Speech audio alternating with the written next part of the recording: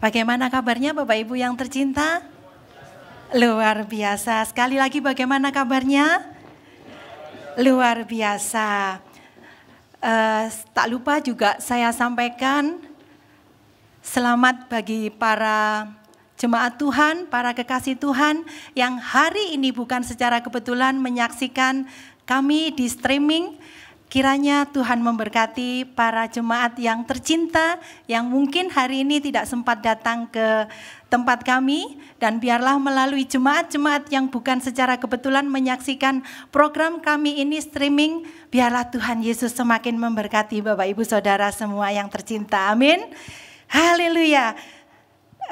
Saya juga mengucapkan terima kasih kepada para diaken, diakones, juga para Bapak Gembala Samuel yang memberikan waktu dan tempat untuk kami bisa melayani di tempat ini. Kemuliaan bagi Tuhan, berikan sorak-sorai untuk Tuhan Yesus. Amin, amin. Saudara, seperti biasa, saya senang sekali ketika didaulat untuk melayani di tempat ini. Nah, seperti biasa hari ini saya akan membawakan satu tema, dengan satu tema, undang Yesus dan alami mujizat. Amin.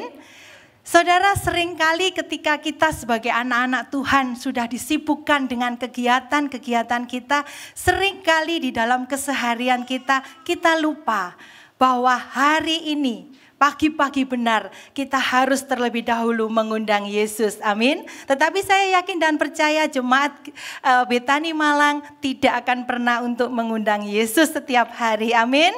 Ya saudara yang kekasih, hari ini saya akan membawakan di dalam satu perikop Yohanes 2. Yohanes 2 ayatnya yang pertama sampai ketiga, saya yang akan baca ayat pertama, Bapak Ibu Saudara yang kekasih kedua, dan yang ketiga kita akan sama-sama. Demikian firman Tuhan.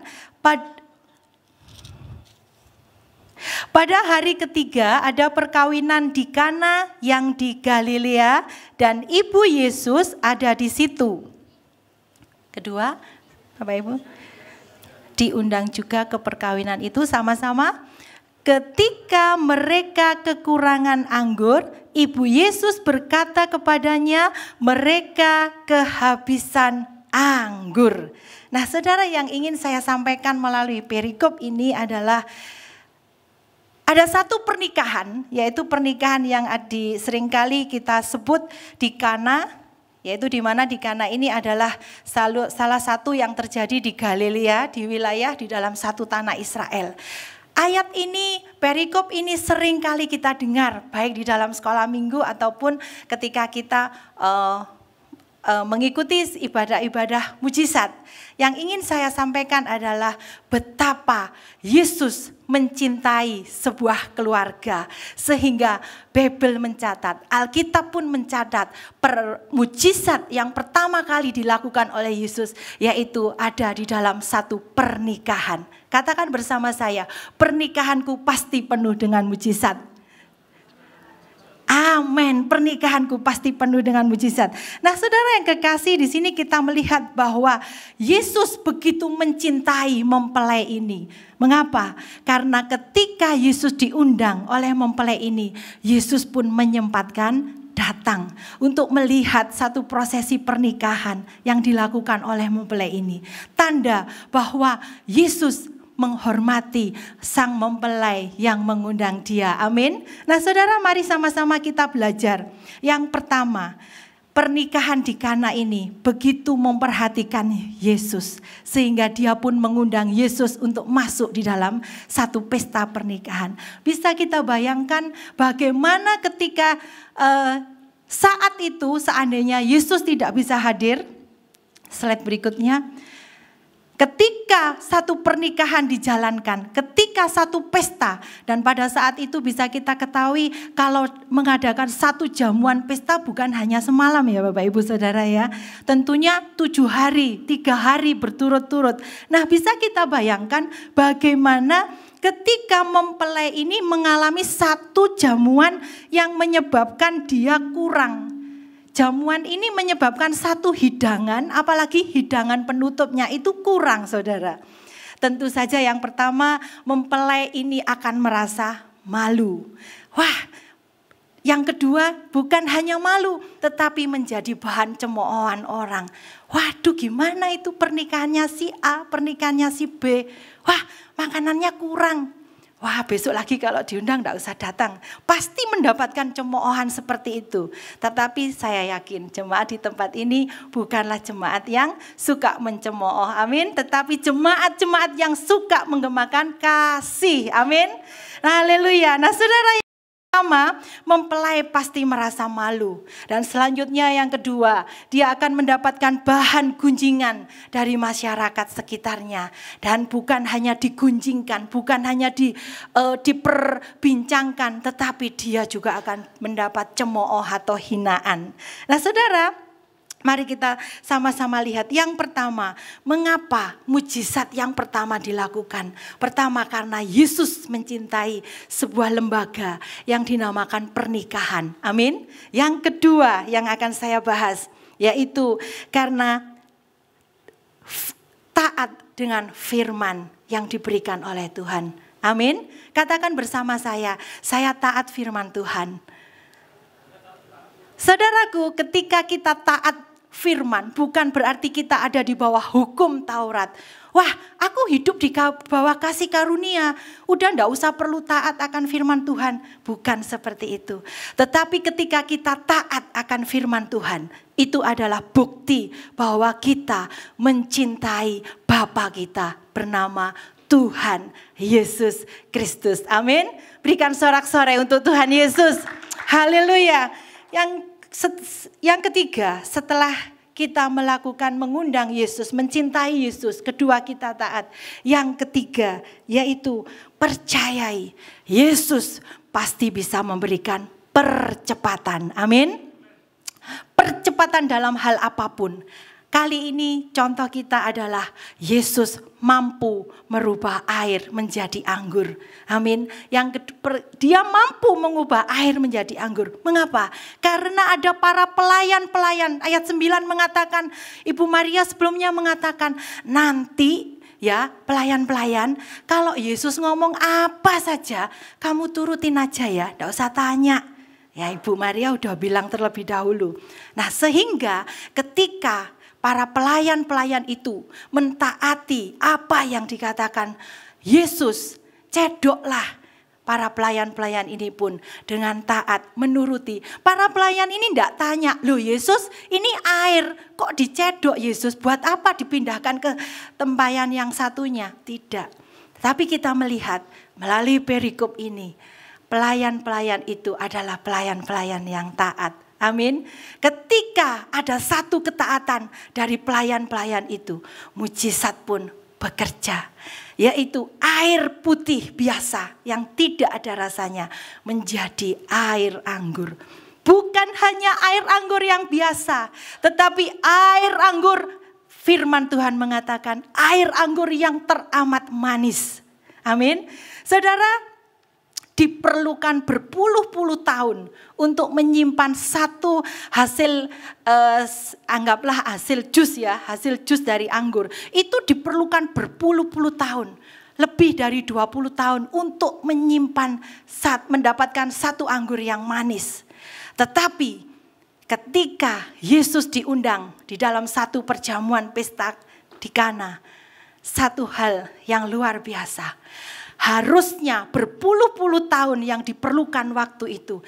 Dalam sekejap mata, Yesus bisa merubah air putih yang tawar menjadi air anggur yang teramat manis. Berikan sorak-sorai untuk Tuhan Yesus. Haleluya. Saudara, ketika kita taat pun jangan khawatir. Yesus pasti sediakan mujizat-mujizat bagi kita. Amin. Salah satu contoh gereja kita ini. Saudara, saya mengenal Pak Samuel sudah lama karena saya adalah mahasiswa dari Pak Samuel ya saudara ya. Dan saya seringkali ketika ada perkumpulan di Yestoya, saya selalu ketemu sama Pak Samuel. Dan singkat cerita, pertemuan kami intens di bulan Januari. Tetapi Pak Samuel mengatakan bahwa perkembangan gereja kita ini sangat luar biasa. Amin. Dan beliau memberikan satu tema yang luar biasa, percepatan luar biasa. Nah, saya menangkap dari tema gereja kita yang diberikan oleh Bapak Gembala. Oh, ini ternyata yang dimaksudkan oleh Pak Samuel. Amin. Ketika kita mengundang Yesus dan kita taat akan perintah-perintahnya, yakin dan percaya kita pasti alami mujizat-mujizat berupa apapun. Yesus bisa memberikan 1001 cara untuk kita bisa mendapatkan mujizat demi mujizat. Amin. Haleluya. Nah, saya akan memberikan satu contoh lagi yang kedua, yaitu di dalam Lukas 13 ayatnya yang ke-10. Lukas 13 ayatnya yang ke-10 sampai ke-13. Saya akan memulai, Bapak Ibu yang kedua, kita selanjutnya baca yang ke-13. Demikian firman Tuhan, pada suatu kali Yesus sedang mengajar dalam salah satu rumah ibadat pada hari Sabat. Silakan. Itu ada seorang perempuan yang telah 18 tahun dirasuk roh sehingga ia sakit punggung-punggungnya dan tidak dapat berdiri lagi dengan tegak. Ketika Yesus melihat perempuan itu, ia memanggil dia dan berkata kepadanya, "Hai ibu, penyakitmu telah sembuh." Sama-sama. Lalu ia meletakkan tangannya atas perempuan itu dan seketika itu juga berdirilah perempuan itu dan memuliakan Allah. Amin. Yang kedua, contoh yang kedua, yaitu ada satu ibu. Beberapa waktu yang lalu sudah dibahas oleh Bapak Gembala. Perempuan ini 18 tahun mengalami bongkok. Ya saudara, maaf kata bukan berarti saya mendiskreditkan seseorang, tetapi ini adalah untuk mempermudah menerangkan. Bisa dilihat kalau seseorang itu bongkok berarti tulang belakangnya bermasalah atau yang biasa kita sebut dengan osteoporosis. Ya, di mana ketika osteoporosis itu terjadi, wah jangan sampai Bapak Ibu Saudara ya, sakitnya itu luar biasa saudara. Bukan sakitnya di sini, tetapi sakitnya itu di sekujur tubuh kita itu luar biasa. Orang itu akan mengalami nyeri, linu, tidak enak makan. Dan ketika sang dokter tulang memberikan obat-obatan yang berupa kalek dan lain sebagainya, itu pun akan menghantam kepada lambung kita saudara. Mengapa saya bisa mengerti? Ya karena beberapa waktu yang lalu Pak Purnomo sempat sakit ya saudara. Tapi itu karena mujizat juga dari Tuhan. Akhirnya dengan beberapa vitamin yang diminum. Sebelum minum vitamin harus dialasi dulu supaya tidak kena lambungnya. Puji Tuhan. Dalam waktu yang tidak begitu lama Pak Purnomo bisa sembuh. Sorak-sorai untuk Tuhan Yesus. Mujizat terjadi ketika kita percaya. Nah saudara, kembali kepada perempuan ini, seharusnya wanita yang 18 tahun ini bongkok, dia hanya bisa melihat ke bawah, matanya hanya bisa melihat ke bawah, melihat ke lantai, melihat secara rohani, fisik wanita ini mengatakan bahwa hanya bisa melihat dunia saja. Dia tidak pernah bisa memandang surga. Dia tidak pernah bisa memandang kemuliaan demi kemuliaan yang dari Tuhan Yesus. Tetapi kita melihat wanita ini, meskipun secara jasmani dia sakit, dia bongkok. Tetapi satu, wanita ini memiliki kerinduan, memiliki motivasi yang begitu luar biasa. Mengapa? Karena wanita bongkok ini meskipun fisiknya tidak mendukung, tetapi dia mau berangkat ke sinagog, yaitu berangkat ke rumah Tuhan. Salah satu ciri, salah satu contoh bahwa fisiknya yang tidak mendukung dia, tidak dia hiraukan. Tidak peduli aku bongkok, tetapi wanita ini selalu setia untuk datang ke sinagog, datang ke gereja.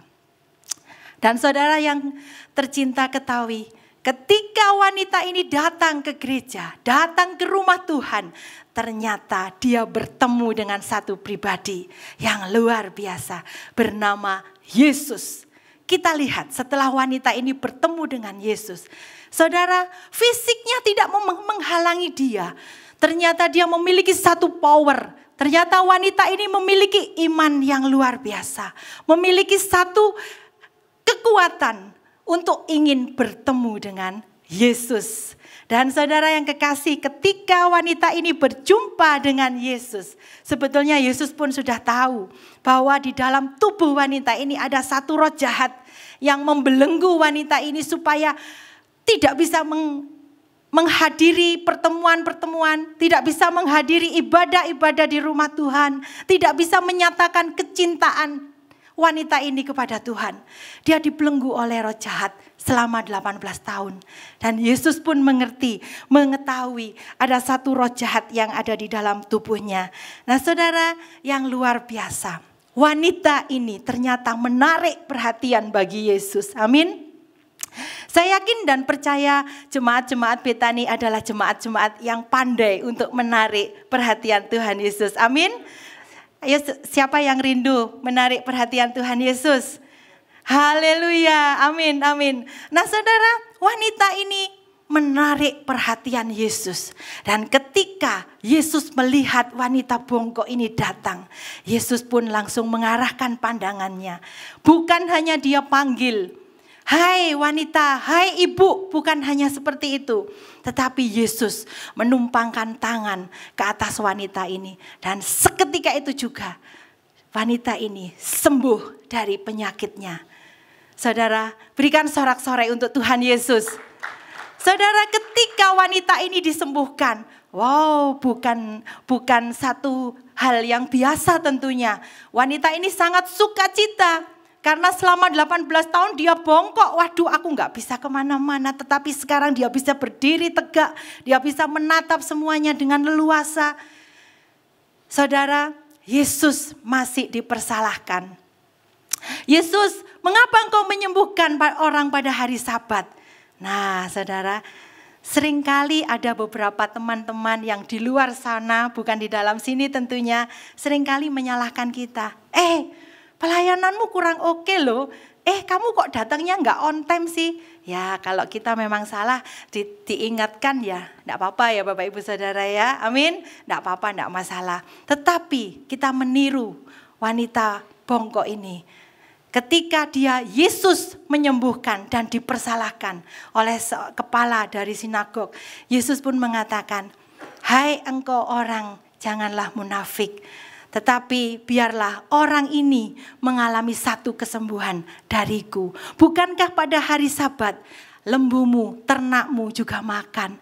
Lalu bagaimana dengan wanita yang sudah 18 tahun? Dia dibelenggu oleh roh jahat, tapi dia tetap mau datang beribadah ke rumahku. Apakah aku salah menyembuhkan dia di hari Sabat? Amin, amin, amin. Saudara yang kekasih, kita bisa melihat bahwa Yesus tidak pernah kekurangan cara untuk memberikan mujizat kepada setiap orang yang menarik perhatian bagi Yesus. Saudara, saya yakin dan percaya bahwa jemaat-jemaat di tempat ini melalui panduan tim worship kita adalah jemaat-jemaat yang suka menarik hati Tuhan. Amin. Caranya bagaimana Bu Ita? Saya ini kepingin menarik. Saya kepingin menarik perhatian Yesus. Rumah tanggaku hambar. Anak-anakku udah besar-besar melupakan aku. Bisnisku diambang kehancuran, Bu. Gimana caranya menarik hati Tuhan? Yang pertama, miliki iman yang benar akan semua firman Tuhan. Ditambah dengan doa. Amin. Ketika kita berdoa, kita sedang menghadap tata Tuhan. Dan ketika kita berdoa, kita pun melalui penyembahan pujian yang kita naikkan. Jangan pernah ragu-ragu Bapak Ibu Saudara. Karena apa? Firman Tuhan berkata bahwa aku Yesus bertahta di atas puji-pujian. Amin. Puji-pujian yang bagaimana? Puji-pujian yang kita naikkan. Amin. Nah saudara, ketika kita memuji Tuhan, tanpa kita sadari, kita menyenangkan hati Tuhan. Katakan kanan kiri saudara, aku mau menyenangkan hati Tuhan. Amin, amin, amin. Nah saudara, menyenangkan hati Tuhan. Saudara, anak saya yang besar, yang bernama Aileen, 3 tahun yang lalu sulit sekali kalau disuruh pelayanan ya saudara. Akhirnya dibalap sama adiknya yang kecil. Adiknya yang kecil karena seringkali ikut kita pelayanan, akhirnya lebih semangat. Nah, terus saya bawa dalam doa. Satu saat saya kepingin puasa. Tuhan, aku ini kepingin puasa untuk anakku Aileen. Gimana ini Tuhan supaya dia bisa ngikuti kayak adiknya mau pelayanan. Tapi minta tolong Tuhan ya. Pekerjaanku ini banyak sekali, kalau aku nanti puasa aku pasti nggak bisa sampai pada jamnya, pasti aku mesti nggak kuat gitu Tuhan. Nah, ketika dalam proses pergumulan doa, tiba-tiba di bulan Januari saya ketemu dengan Bapak Gembala kita, Ko Ming Ming, dan langsung anak saya itu diajak untuk pelayanan. Singkat cerita, anak saya pelayanan di sini sebagai singer setelah melalui proses tes dan segala macam, dia masuk di dalam singer. Nah, pelayanan pertama sampai 3 bulan saya rasa dia fine-fine aja. Nah, satu saat sebelum dia pelayanan, di bulan Januari itu kunci kontaknya itu hilang, Jess. Nah, sebagai seorang mama, saya akan didik anak saya, apalagi anak saya cewek. Saya nggak akan biarkan dia menghambur-hamburkan uang. Ya saudara, saya yakin di sini banyak mama-mama pasti setuju sama saya, amin. Nah, papanya udah ngomong bisik-bisik, "Mah, mbok sudah, belikan aja mah kuncinya mah." Kuncinya maaf ya saudara, kuncinya agak mahal karena dia berupa elektrik gitu ya. Sekian juta gitu. Saya ngomong, "Ndak Pak, dia biar bisa hati-hati. Kalau sekarang aku belikan, dia besok lagi akan hilangkan gitu." Nah, singkat cerita, papanya udah ndak bisa bisikin saya. Terus Aileen bilang, "Mah, nanti kalau kunciku satu ini hilang, berarti mobilku akan nggak bisa pulang mah, di kampusku mah. Sudah gimana mah, aku nggak bisa pulang." "Nggak apa-apa, tunggu sampai kuncimu hilang. Kalau nggak bisa pulang, kamu telepon taksi, biar mama besok bawa derek." Saudara, karena saya ingin mendidik anak saya. Jadi dia nanti kalau punya satu benda, satu barang supaya nggak digeletak-geletakkan bahasa Ibraninya ya saudara ya. Nah saudara, singkat cerita saya sudah melupakan peristiwa itu dan saya ngomong ke anak saya seperti itu. Jadi supaya dia masuk, sudah berarti aku nggak mungkin dibelikan mama lagi. Nah, ketika ikut pelayanan di sini, satu saat dia tergerak karena dia tergerak untuk memberikan satu barang di dalam pelayanan musik pujian dan dia berikan. Dan ketika itu TV itu ada berbentuk TV dan TV itu adalah TV bekas pakainya di kamar saudara, karena dia sering nggak pulang di kos-kosan, TV itu juga nggak ada yang nonton gitu. Dan dia tergerak. Ketika dia tergerak saya ini kaget, loh anakku ini paling pelit, nanti minggu depan minta waktu sama Pak Afat ya untuk Aileen biar cerita ya. Saudara, anak saya ini paling pelit, cewek. Waduh, kalau saya menjamu hamba Tuhan datang, pasti dia mukanya ditekuk. Kayak kue bika nggak jadi saudara ya. Paling pelit, saya heran. Loh, anakku ini paling pelit. Tapi kenapa setelah masuk singer 3 bulan dia bisa, istilah bahasa Yunaninya loman saudara ya. Kok dia bisa mau kasih ke gereja gitu saudara. Waduh, saya sudah bersyukur ini. Wah, ini pasti tanda dari Tuhan. Tuhan sudah bekerja. Terima kasih Tuhan, Engkau sudah bekerja. Nah, singkat cerita, anak saya ini ketika dia menjadi pelayan Tuhan, dia mengalami perjumpaan secara pribadi dengan Yesus. Hidupnya tidak sama lagi. Amin. Sama dengan orang Majus. Orang Majus sebelum bertemu dengan bayi Yesus. Dan sesudah orang Majus ini bertemu dengan bayi Yesus, orang Majus ini tidak pernah melewati jalan yang sama. Amin. Ketika dia berangkat untuk menemui Yesus. Luar biasa. Berikan sorak-sorai untuk jamahan Tuhan Yesus. Haleluya. Nah saudara, yang terakhir yaitu Tuhan tetap bekerja di dalam kehidupan kami. Sehingga anak kami ini pun akhirnya menjadi satu motivasi yang luar biasa. Dan Tuhan menunjukkan kepada saya bahwa anak saya yang dulunya pelit ini sekarang menjadi suka memberi ya saudara. Jadi terutama kalau ada hamba Tuhan mau datang, mah gak dibeli no kamar mah, gak dibeli no kamar. Saya heran, nanti dibeli no kamar kamu marah. Enggak mah, kasihan mah, kasih aja. Ya, jadi ada satu perbedaan ketika orang berjumpa dengan Yesus dan orang yang sebelumnya tidak berjumpa dengan Yesus. Amin. Nah saudara, ketika hari Sabat ini biasanya adalah yang seperti kita ketahui adalah waktu untuk berhenti bekerja di dalam bahasa Ibrani ya, atau yang biasanya disebut sebagai Sabos, di mana hari istirahat yang biasanya pada hari itu adalah hari Sabtu. Nah tetapi Yesus adalah Yesus yang mengasihi kita dengan luar biasa. Sekalipun kadangkala kita tidak setia, tetapi Yesus yang kita sembah tetap setia. Dibuktikan dengan apa? Sekalipun hari Sabat, hari Sabat pun Yesus tidak peduli. Di firman Tuhan mencatat bahwa yang pertama, Yesus mengusir roh jahat. Yang kedua, Yesus menyembuhkan mertua Petrus. Yang ketiga, Yesus menyembuhkan orang tangannya yang mati sebelah atau yang stroke. Yang keempat, Yesus menyembuhkan orang lumpuh di Bethesda. Yang kelima, Yesus menyembuhkan orang lahir buta. Menyembuhkan wanita yang bungkuk yang kita bahas ini. Dan yang terakhir menurut Bible yaitu Yesus menyembuhkan sakit busung lapar. Wow, ternyata Bapa yang kita sebut, yang kita sembah di dalam nama Tuhan Yesus tidak pernah memberikan peraturan bahwa oh ini hari Sabat aku gak boleh menyembuhkan orang. Bagi kita adalah satu kabar yang luar biasa. Amin. Haleluya. Nah saudara, ketika Yesus menyembuhkan perempuan ini pun Yesus melihat hati dan tingkah laku perbuatan kita. Amin. Oleh sebab itu saudara, janganlah kita melihat kata-kata dari Bapak Ketua Sinagog atau Bapak Gembala waktu itu yang mengatakan sedikit menyalahkan Yesus. Yesus, ini kan hari Sabat, kok engkau menyembuhkan orang wanita tersebut?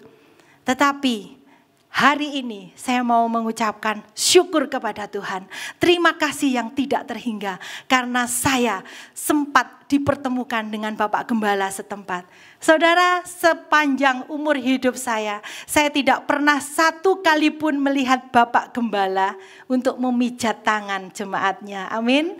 Tetapi di sini di Betani Malang, Bapak Ibu Saudara bisa melihat hal-hal yang luar biasa. Bapak Gembala kita ketika ada jemaat yang sakit tulangnya, tangannya sakit. Saya sampai heran waktu itu saya tanya ke Ibu Esther. Saya ngomong, Meh, itu kenapa Pak Samuel? Iya, itu karena sakit. Sudah diperiksa nggak ada sakitnya apa-apa. Dan Bapak Gembala kita mau memijat. Amin. Berikan sorak-sorai untuk Tuhan Yesus. Sorak-sorai untuk Tuhan Yesus karena sudah memberikan hati yang humble kepada Bapak Gembala kita. Amin. Saudara yang kekasih, itulah kehidupan. Di mana ketika seseorang berada di satu posisi yang penting, bisa saja orang itu melupakan hal-hal yang seharusnya bisa mendukung, mensupport kita sebagai jemaat. Tetapi saya bersyukur Tuhan Yesus sudah memberikan Bapak Gembala untuk bisa melayani kita semua di tempat ini. Amin. Haleluya saudara. Ketika Yesus berbuat kepada perempuan yang bongkok ini, ternyata perempuan ini memberikan respon menarik perhatian Yesus. Kesaksian yang terakhir 3 menit. Beberapa bulan yang lalu anak saya Aileen itu kalau pulang ke rumah sukanya menyembahnya itu malam saudara. Jadi jam 11 malam, jam 12 malam dia akan menyembah pakai pianonya. Nah terus 1 jam dia akan tidur. Nah waktu itu kita udah capek dan sudah bilang, Non jangan tidur malam-malam. Kamu itu kok kamu ganti toh. Waktumu aktivitas itu kok malam Mbok ya. Kalau ngapa-ngapain itu pagi. Wis mah aku ngerasa ndak enak mah. Wis mama demo, mama tidur. Aku tak nyembah mah. Oh ya apa sih. Terus saya ngomong sama papanya. Pak arek itu nyembah dewek loh Pak. Nanti tungguin ya Pak. Biar dia bisa maksudnya tenang gitu ya. Wis gampang itu. Papanya ketiduran saudara. Jadi kita tidur semua. Saya sama papanya sama adiknya jam 11 tidur. Dia nyembah 2 jam. Dia ulang-ulang. Dia katakan aku kok tergerak untuk menyanyikan lagu ini mah. Waktu itu lagunya Gracia Percaya ya saudara. Percaya, ku percaya firman-Mu ya dan amin. Lampaui segala masalahku, percaya percaya, ku tetap percaya. Dia lakukan ini 2 jam saudara. Satu lagu berturut-turut selama 2 jam. Ya saya cuma ngomong, oh anak ini mungkin udah dijamah Tuhan, sudah ketemu Roh Kudus di sini ya saudara, di pelayanan. Ya udahlah enggak apa-apa, kita dukung aja lah.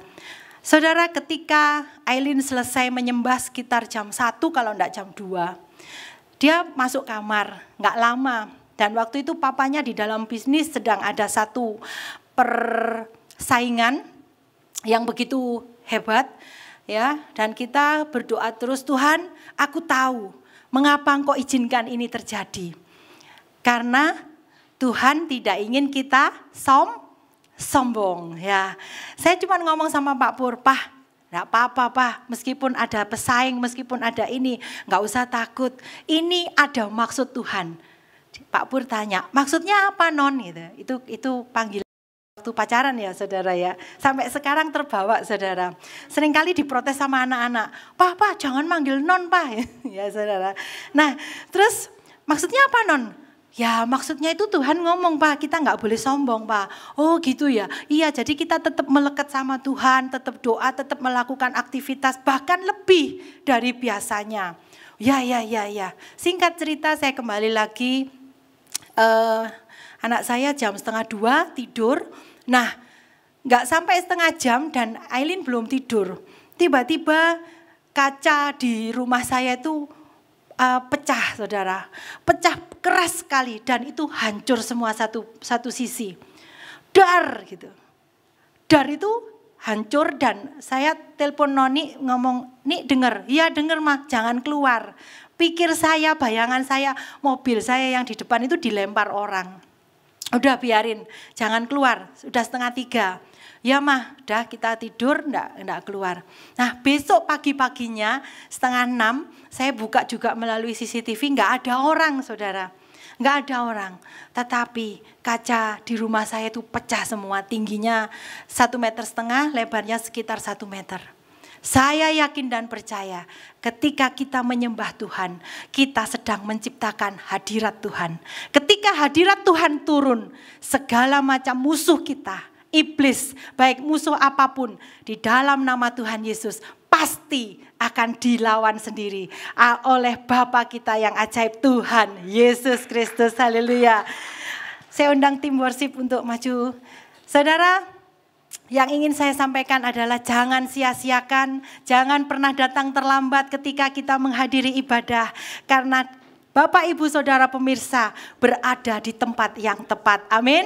Bapak Ibu Saudara bisa dipandu dengan tim musik yang luar biasa, yang diberikan talenta-talenta dari Tuhan. Amin. Mari sama-sama kita naikkan pujian pengagungan.